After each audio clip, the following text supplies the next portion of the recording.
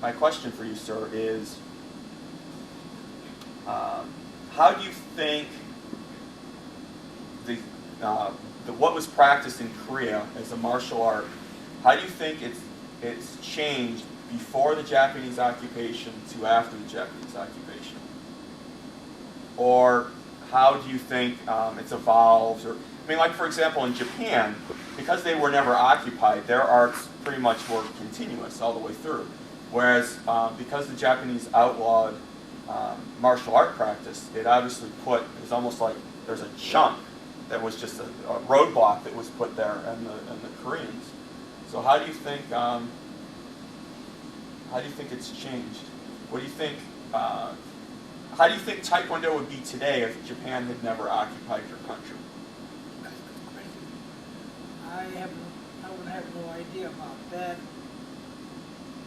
But there were some people that in Korea, they still practice old, what they call Taekwondo. Mm-hmm. And I haven't seen them personally, but I heard there's quite a few people, just a few people,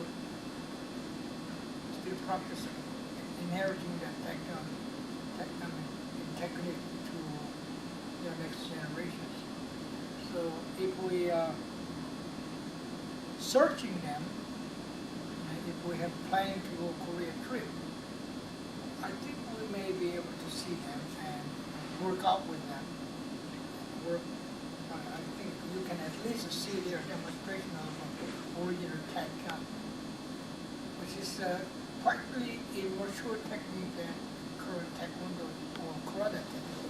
Very ancient technique. Okay, it's more like African techniques. So Master Ahn and I just watched the capoeira with Master Hummel. We just watched the capoeira video I have. So we were watching that very similar today. to it, very similar to it. But I think it has, it seems to me, it's impressed me more ancient technique, more, they adopt a lot of technique from animals. Mm-hmm. Animals. So when Wan He, like I'm just going to use Wan He because I'm more familiar with him. When he started learning martial arts, he traveled a lot, and there was a huge influence from karate and from other non-Korean arts on his Mudokwan. So how do you think? All right, let me see. How do I want to word this? Which country do you think, from the outside of Korea, had the most influence on Korean martial arts? China, Japan, Indonesia, Philippines? Which one of those countries do you think had the most influence on the formation of obviously, Taekwondo? after World War II, Japan. Before World War II was China. Okay, I'm going to put you on the spot. Which one of those two countries do you think made a better contribution from a martial art point of view? In long term, China. China. So, I don't know if... History of China tells that. I guess the Chinese martial art rotated approximately what they call 3,600 years old compared to Japanese 500 years old compared to Korea. By looking at historical tombs, only about 2,000 years old. So 1,600 years longer than Korea. I think China practiced some sort of martial art. So we used to practice, Master Ahn school used to say Korean karate on it. Because back a long time ago, no one knew what Taekwondo was. When I started Taekwondo, I didn't know what it was. I took it because it sounded mystical.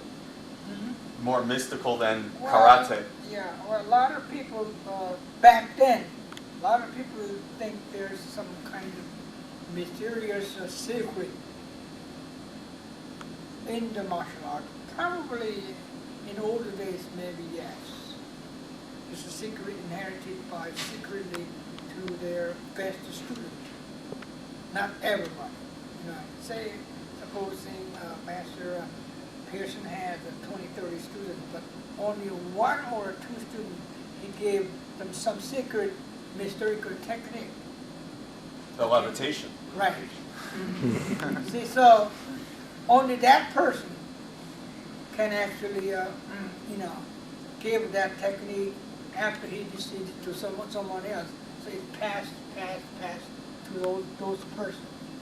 And those techniques that I never experienced it, that I never knew it, but someone tells me that some Tekken people still has that techniques. But this modern days, I think we kind of doubt it, whether that's the truth or not truth.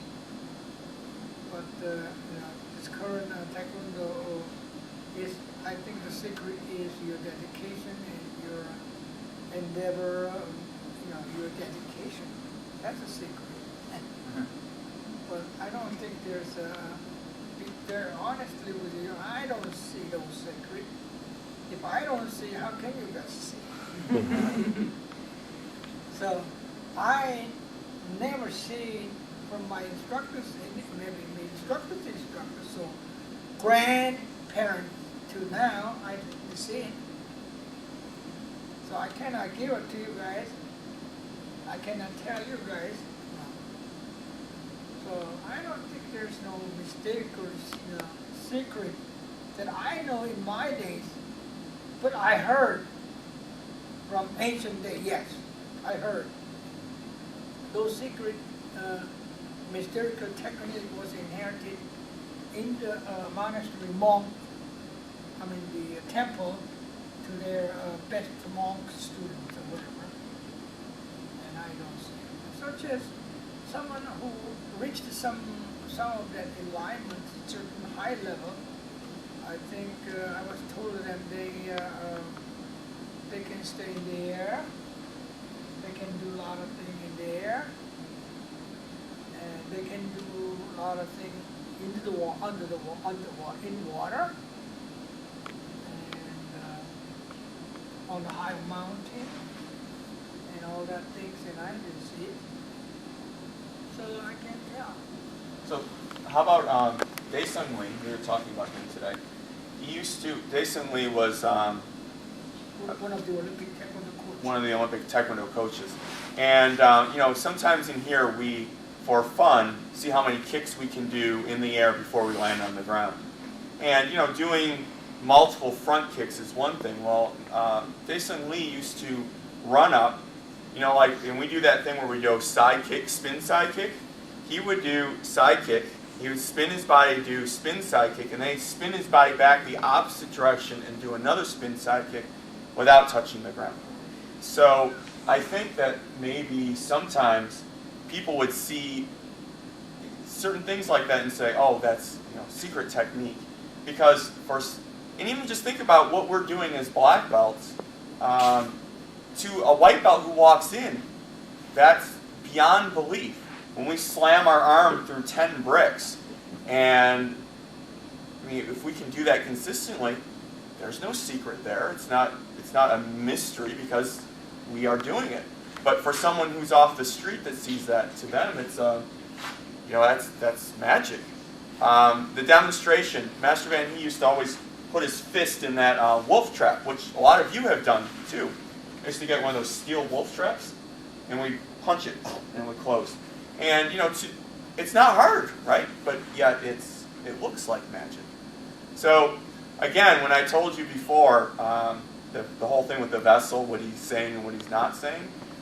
So Grandmaster Ahn, when he goes back to his school and he levitates above the ground, and everyone in his class does it, it's not a secret.